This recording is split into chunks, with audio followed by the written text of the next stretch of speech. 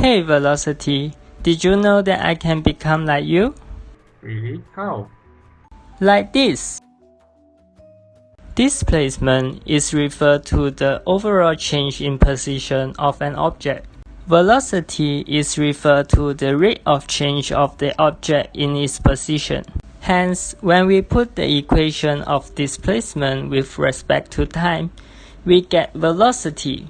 Velocity is equals to ds over dt, where s is displacement and the t is time. For example, a car's displacement can be determined by equation s equals to 5t squared plus 3t plus 4.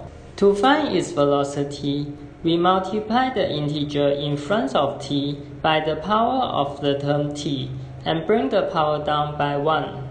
For a value without a t terms, it becomes a 0. So, the answer to this will be the velocity, v equals to 10t plus 3. Wow, you're exactly like me now. Hey, Velocity! Yes? I can become like you too. Really? How? Like this. Acceleration is the rate of change of velocity with respect to time. Hence, if I integrate myself in terms of time, I will become velocity. This is the equation.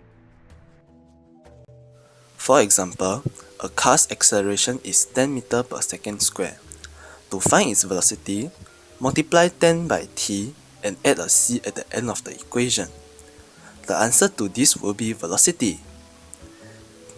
To find c, we have to find the velocity of the car at a certain time and sub in the values. Wow, you're exactly like me now too. Hey, do you know I can be like both of you?